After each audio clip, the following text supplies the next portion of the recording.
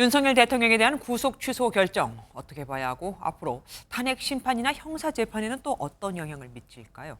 법조팀 현주 기자와 알아보겠습니다. 어서 오십시오. 법원이 구속 취소 사유 중에 하나로 구속 기간이 지나서 공소를 제기했다. 이거를 얘기했습니다. 이거 우리가 어떻게 해석해 봐야 되겠습니까? 네, 구속기간 계산을 두고 네. 법원이 윤석열 대통령 측에 손을 들어준 거다 이렇게 볼 수 있겠습니다. 네네. 윤 대통령은 체포되고 기소되는 과정에서 구속 전 피의자 신문과 체포적부 심사를 받았는데 이 시간을 구속기간에서 얼마나 빼야 하는지를 두고 입장차가 있었습니다. 네. 윤 대통령 측에서는 시간 단위로 계산했을 때 이미 구속기간이 지났다, 불법 구금 상태에서 기소를 했다고 주장했고요. 반면 검찰은 정확한 계산법을 밝히진 않았지만 일 단위로 계산을 해서 구속기간이 지나지 않았다고 주장했습니다. 그런데 법원이 여기에 대해 정확하게 시간 단위로 계산을 해서 빼야 한다 이렇게 판단한 겁니다. 그런데 여기서 짚어볼 게 이렇게 계산하는 게 처음이라면서요. 네, 그렇습니다. 그 구속기간에서 구속적부심 등 심사 시간을 뺄 때 네. 보통 날짜로 계산을 해왔습니다. 그러니까요. 그런데 법원이 이 관례를 깨고 시간 단위로 계산해야 한다는 첫 사례를 내놓은 겁니다. 기술 발달로 정확한 시간 계산이 가능해졌다. 그리고 인권보호 측면에서 의심스러울 때는 피고인에 유리하게 법을 적용해야 한다. 이런 원칙을 법원이 적용한 겁니다. 법원에서 구속 취소 사유를 설명하면서 수사권 관련 내용도 짚었습니다. 그러면 공수처가 내란죄 수사권이 없다 이렇게 판단을 내렸다고 봐도 됩니까? 이게 명확하게 판단을 내린 건 아니고 아. 일종의 가정적 판단, 소극적 판단을 내린 거라고 볼 수 있겠습니다. 네네.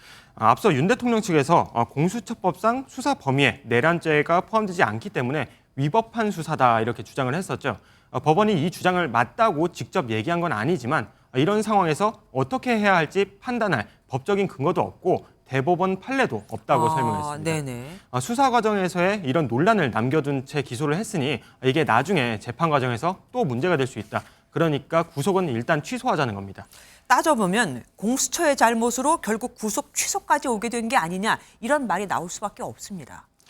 네, 그렇습니다. 여러 가지 요인이 있긴 하겠지만 구속 취소의 결정적인 원인을 제공한 건 공수처다. 이런 지적을 피하기는 어려워 그러니까요. 보입니다.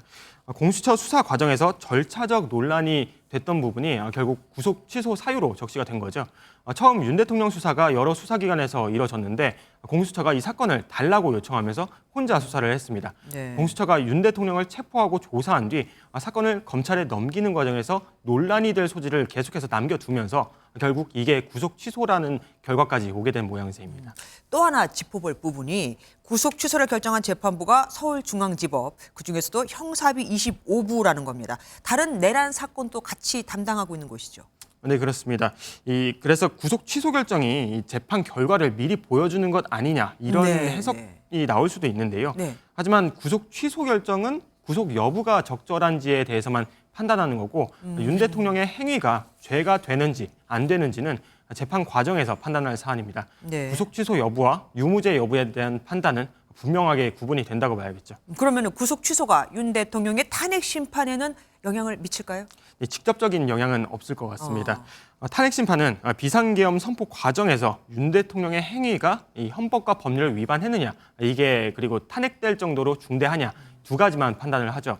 한 헌법학자는 형사재판 절차에서 구속이 잘못됐다는 판단이 나왔다고 해서 탄핵 심판 절차에서도 잘못됐다고 판단할 수는 없다. 이렇게 설명을 했습니다.